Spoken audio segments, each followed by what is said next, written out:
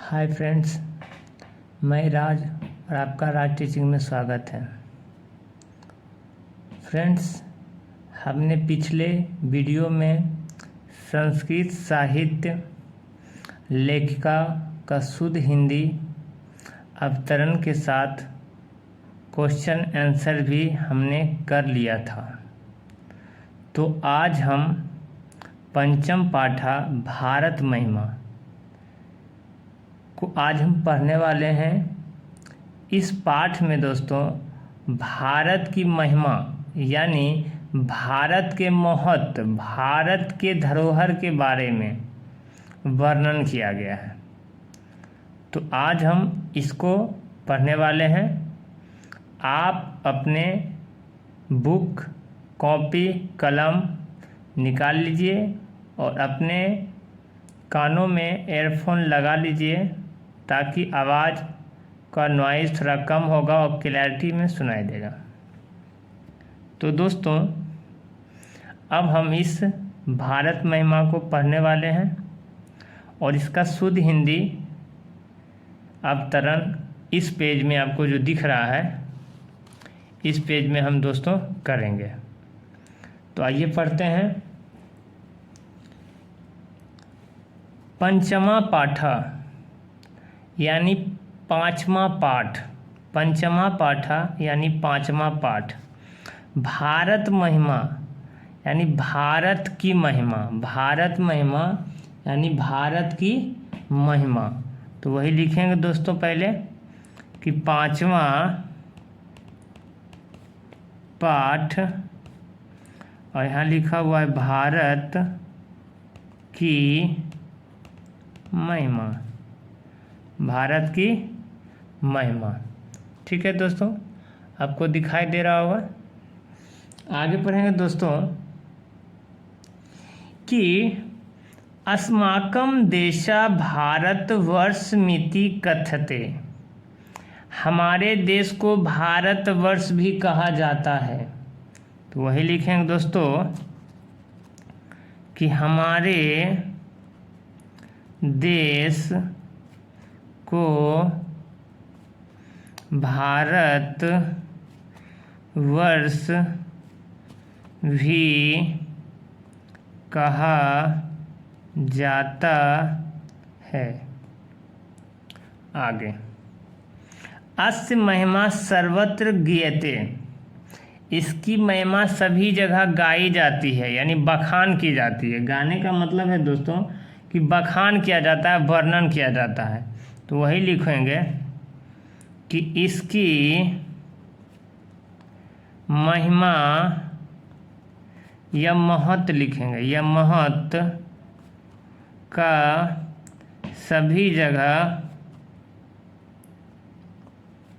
वर्णन किया जाता है।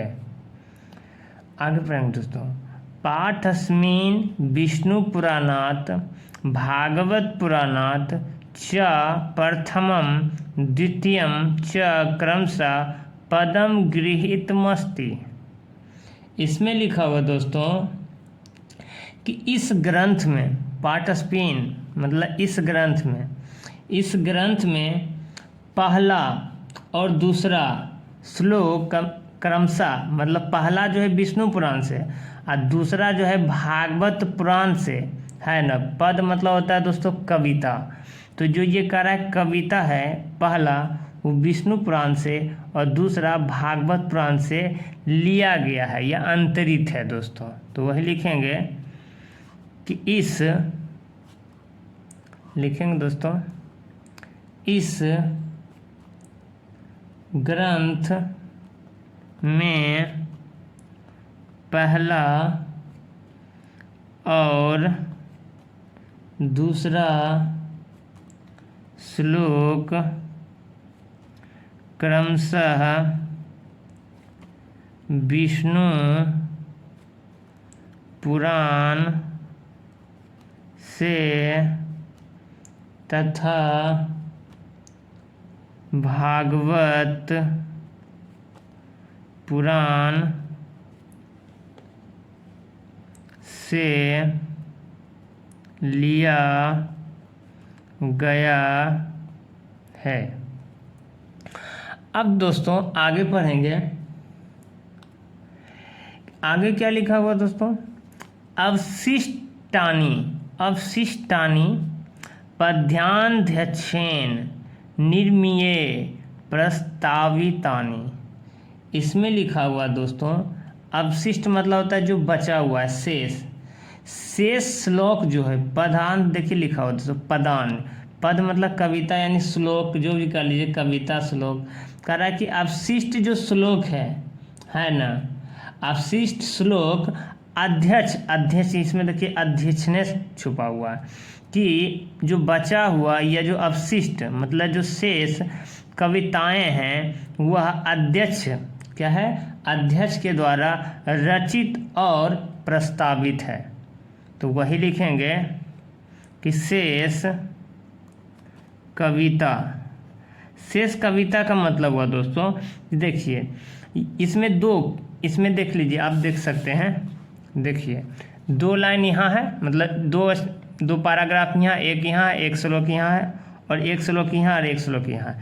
तो 2 तो पहला लिया गया है ना, विष्णु पुराण से, दूसरा भागवत पुराण से। ये 2 जो बचा हुआ दोस्तों, ये कह रहा है कि ये अध्यक्ष के द्वारा है ना लिखा गया है, रचित है और प्रस्तावित है, इसी के बारे में दोस्तों बोला गया है। तो लिखेंगे दोस्तों कि शेष कविता अध्यक्ष के द्वारा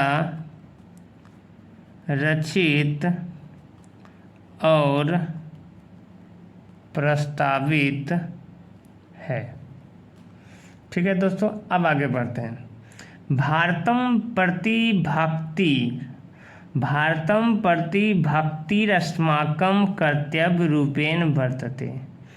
भारतम प्रति मतलब भारत के प्रति, क्या है दोस्तों, भारत के प्रति, ठीक है ना। हम अस्माकं मतलब होता है हमारा, कर्तव्य वर्तते, कर्तव्य मतलब होता है, आप जान ही रहे, कर्तव्य का मतलब कर्तव्य होता है। जिसको अगर हम सेंटेंस में लिखना चाहें कैसे, तो लिखेंगे कि भारत के प्रति हमारा कर्तव्य जो है भक्ति भाव के अनुसार होना चाहिए। मतलब भक्ति अस्माकं का मतलब हुआ कि भारत जो हमारा देश है उसके प्रति जो हमारा जो कर्तव्य है वो भक्ति भाव के अनुसार होना चाहिए। तो वही लिखेंगे दोस्तों कि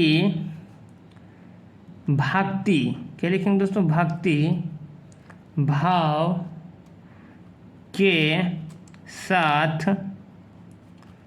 भारत हमारा कर्तव्य है। ठीक है दोस्तों, वर्तते का मतलब है होता है दोस्तों, क्या होता है दोस्तों, है होता है। तो वर्तते का मतलब है होता है। अब आगे पढ़ते हैं दोस्तों, आगे पढ़ने वाले हैं दोस्तों, ध्यान से सुनिएगा।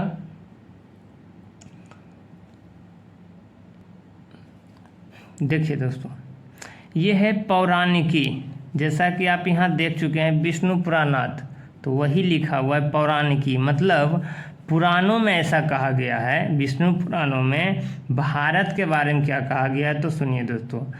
गायन्ति देवा किल गीत कानी ध्यानस्तु ते भारत भूमि भागे स्वर्गा पवर्गा अस्पद मार्ग भूते भवंती भूया पुरुषा सुरत्वात्। क्या है दोस्तों, सुरत्वात्।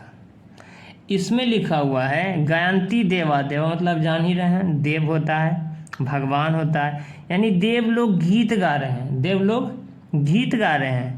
किल गीत क्या यानी ध्यानस्तु, मतलब किस लिए गा रहे हैं कि उनका जो जन्म है, उनका जो निवास स्थान है वो भारत भूमि में है, इसीलिए वे ध्यानस्तु हैं, मतलब वो धन्य है। कि वो कहना चाह रहे हैं कि हमारा जो यहाँ पर है, मेरी जो यहाँ आराधना हो रही है, मेरा जो जन्म स्थान है वो भारत भूमि में हुआ है ना। तो मैं क्या हूँ, धन्य हूँ, मैं क्या हूँ, धन्य हूँ।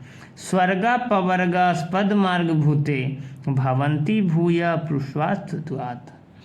अब कह रहा है कि वे फिर से स्वर्गा पवर्गा, वही लिखा हुआ, वो फिर से स्वर्ग, वो फिर से स्वर्ग और मुक्ति की ओर, मार्ग देखिए लिखा हुआ, स्वर्ग और मुक्ति की ओर, है ना, ले जाने वाले मार्ग कौन है? देवता हैं। क्या है? देवता हैं। तो वही लिखा हुआ है कि वे फिर से स्वर्ग और मुक्ति की ओर ले जाने वाले, मुक्ति की ओर ले जाने वाले, है ना, मार्ग हैं, क्योंकि वे देवता हैं। तो वही हम लिखने वाले हैं दोस्तों, है ना, पौराणिकी लिखेंगे, पौराणिकी। इसमें क्या लिखा हुआ दोस्तों कि देवता लोग गीत गा रहे हैं। देवता लोग गीत गा रहे हैं, क्यों गा रहे हैं? तो बताया ना कि उनका जो जन्म स्थान है भारत भूमि है, क्योंकि उनका स्थान भारत भूमि में है, भारत भूमि में है। ठीक है दोस्तों, भारत भूमि में है। अब क्या लिखेंगे यहाँ से? ते भारत भूभाग हो गया दोस्तों। अब यहाँ पर लिखा हुआ है कि वे फिर से स्वर्ग और मुक्ति, वो फिर से स्वर्ग और मुक्ति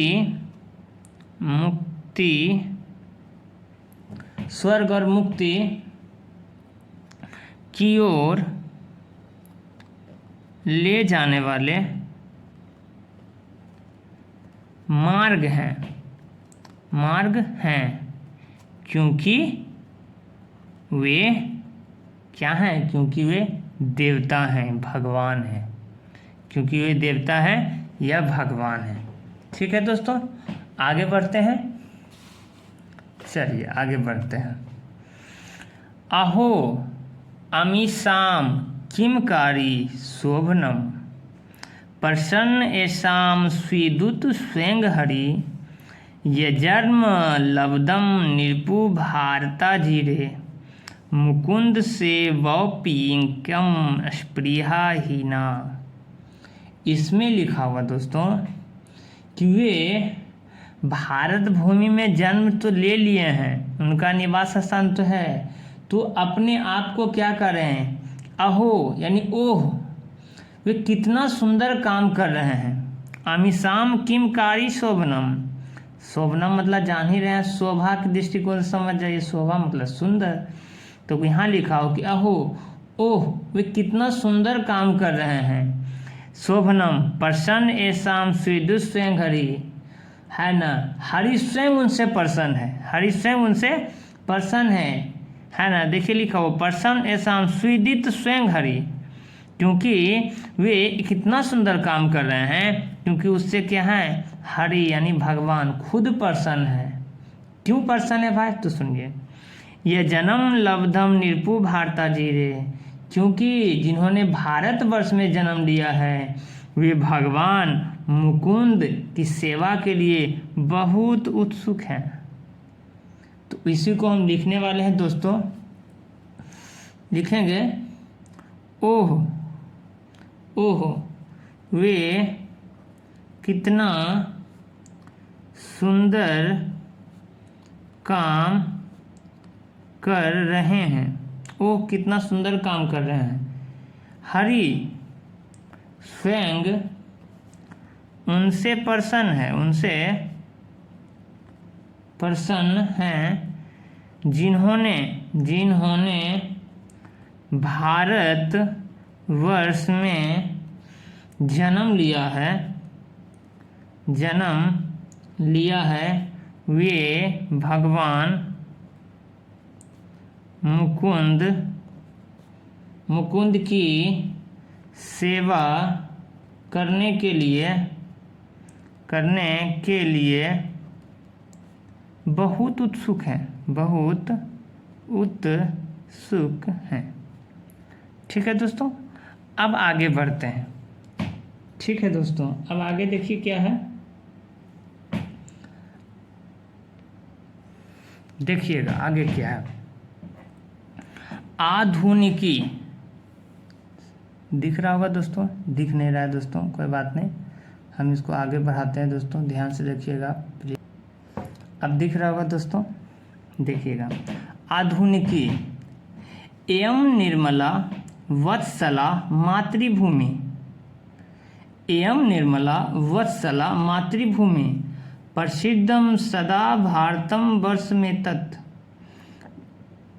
विभिन्न जना धर्म जाति परभयदय रिहायकत्व भावम बहंतो बसंती। इसको आप बढ़िया समझ सकते हैं दोस्तों। लिखा है यह मतलब यह निर्मल वत्सल मातृभूमि है, निर्मल मतलब पवित्र, वत्सल मतलब करुणामयी, मातृभूमि मतलब मातृभूमि यानी भारत माता है। प्रसिद्धम सदा भारतम वर्षतेत, ये हमेशा से, प्रसिद्धम भारत वर्षतेत, यह वर्षों से, यह क्या है, वर्षों से हमेशा प्रसिद्ध रही है अपनी करुणा के लिए। विभिन्न जना धर्म जाति परवैदय, मतलब विभिन्न प्रकार के लोग, विभिन्न धर्म के लोग, जाति के लोग, संप्रदाय के लोग यहाँ पर एक साथ मिल करके रहते हैं दोस्तों, है ना। अलग अलग लोग जो है धर्म जाति प्रजाति के लोग सब मिल करके यहाँ रहते हैं। तो वही हम लिखने वाले हैं दोस्तों। इसका लिखेंगे आधुनिकी, आधुनिकी, इसमें लिखेंगे कि यह पवित्र करुणामयी मातृभूमि है जो सदा प्रसिद्ध रही है। यहाँ पर विभिन्न धर्म प्रजाति संप्रदाय के लोग मिलजुल कर निवास करते हैं, रहते हैं। क्या होता है दोस्तों, रहते हैं। अब हम आगे पढ़ेंगे दोस्तों, देखिएगा दोस्तों, हम आगे पढ़ने वाले हैं।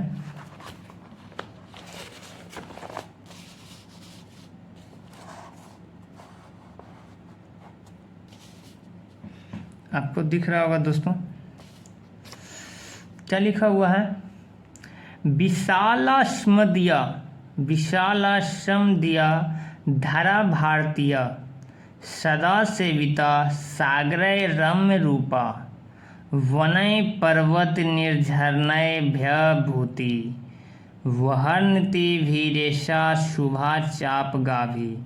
छोटा सा देखिए बात है दोस्तों, पर्वत आप समझ रहे हैं, वन समझ रहे हैं, वन मतलब क्या होता है, जंगल, पर्वत मतलब पर्वत जहाँ पर क्या होता है, बर्फों का ढेर, निर्जन मतलब होता है नदी। तो ये छोटा छोटा कॉमन है जिससे आप हिंट ले सकते हैं। सागरे मतलब महासागर समुद्र, सेविता मतलब सेवा करने वाला है दोस्तों, विशाल मतलब बहुत विशाल है, बड़ा है, ठीक है दोस्तों। तो ये सब बातों को हम लिख करके मतलब एकजुट करके इसको हम सेंटेंस में कन्वर्ट करते हैं दोस्तों, यानी हम इसको हिंदी अनुवाद करते हैं।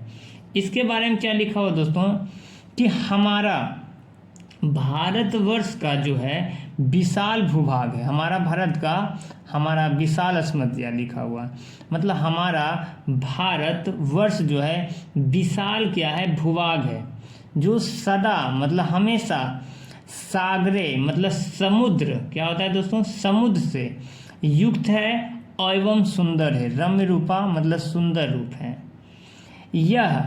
यह शुभ नदी, पर्वतीय देख लेते हैं, निर्झरनी अभी हम आपको बताएं कि निर्झरनी मतलब नदी होता है। यह जंगलों से, पर्वतों से, नदियों से, पहाड़ों से, है ना, इसकी सुंदरता के साथ है ना घिरी हुई है, मतलब बंधन क्या है, बंधन सहित है, पूरा एकदम इसके चारों ओर क्या है, घिरा हुआ है। तो इसको हम लिखेंगे दोस्तों थोड़ा बढ़िया से कि हमारा भारत वर्ष हमारा भारतवर्ष का विशाल भूभाग सदैव समुद्र से एवं शुभ नदी झरना जंगलों पहाड़ों क्या है दोस्तों पहाड़ों से लिख दिए दोस्तों जंगलों पहाड़ों से घिरा हुआ शानदार सुंदरता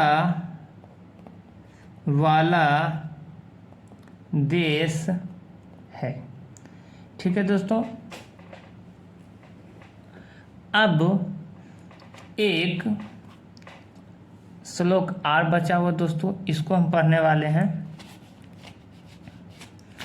तो देखते हैं दोस्तों, एक हम पढ़ने वाले हैं। चलिए अब क्या पढ़ेंगे दोस्तों, देखिएगा। जगत गौरवम भारतम शोभनीयम सदा स्माभिरे ततः पूजनीयम भवेद देशभक्ति समेषां जनाना प्रादर्श रूपा सदा वर्जनीय। क्या लिखा हुआ तो जगत मतलब पूरी दुनिया में, जगत गौरवम भारत शोभनीयम कि दुनिया की शान भारत की खूबसूरती है। मतलब ऐसे कहते हैं कि भारत की जो खूबसूरती है दुनिया में क्या है, एक शान के रूप में है। और हम हमेशा सदा इसको क्या करेंगे है ना, इसकी जो खूबसूरती है इसको हमें बचाने के साथ साथ है ना इसकी पूजा करनी होगी। इसकी क्या होगी, पूजा करनी होगी। और हमें देशभक्ति मतलब देश के प्रति प्रेम समर्पण है ना, लोगों का उदाहरण लेने से हमेशा बचना होगा। क्योंकि साथ साथ हमें क्या करना, वर्जनीयता मतलब वर्जनीयता का मतलब होता है रोकना है ना। यही देखिए सदा वर्जनीयता कि हमें दूसरों का उदाहरण लेने से हमेशा बचना होगा, क्योंकि हम अपने देश के गौरव को क्या करेंगे, हमेशा बरकरार रखेंगे। तो इसको हम अब लिखेंगे दोस्तों, बहुत छोटा सा है, लिखेंगे कि दुनिया की शान भारत की सुंदरता है और हमें इसकी सुंदरता की पूजा करनी चाहिए तथा देश के प्रति समर्पण क्या होगा दोस्तों, समर्पण के भाव से सभी लोगों को दूसरों को उदाहरण क्या होगा दोस्तों, दूसरों को उदाहरण देने से बचना होगा। ठीक है दोस्तों, यही है ना, हमेशा बचना होगा या बचना कुछ भी है दोस्तों, बचना होगा या बचना चाहिए। अब है दोस्तों कि हम इसका 5वां पार्ट भारत की महिमा का हम हिंदी बखान कर चुके हैं। ये इसके बाद हम इसका शुद्ध क्वेश्चन आंसर 100% के साथ नेक्स्ट वीडियो में करेंगे दोस्तों। तब तक के लिए अब हम आपसे इजाज़त लेंगे। और हमारी इस मेहनत से अगर आपको थोड़ा सा भी हेल्प मिलता है दोस्तों, क्योंकि हम कोशिश कर रहे हैं अपनी भाषा में समझाने का, ताकि आपको बहुत आराम से समझ में आ जाए दोस्तों। अगर इससे आपको थोड़ा सा भी मार्क्स गेन करने में मदद मिल रहा है, आपको लग रहा है कि संस्कृत हल्का हो रहा है हमसे, हम कुछ हिंट दे दे के उसको अनुवाद कर पा रहे हैं, तो दोस्तों आप हमें मोटिवेट कर सकते हैं, कमेंट कर सकते हैं और सब्सक्राइब करना ना भूलें दोस्तों, क्योंकि हम इसके बाद हम इसके बाद दोस्तों नेक्स्ट वीडियो में आप जो कहिएगा सो, कहने का मतलब है कि मैथ कहिएगा तो मैथ का हम वीडियो अपलोड के साथ साथ क्लास लेंगे दोस्तों, या साइंस का कहिएगा तो साइंस का। तो इसी तरह से बस आपका मोटिवेशन हमको चाहिए, तो आप लाइक एंड शेयर सब्सक्राइब जरूर करें दोस्तों। मिलते हैं नेक्स्ट वीडियो में। जय हिंद, जय भारत।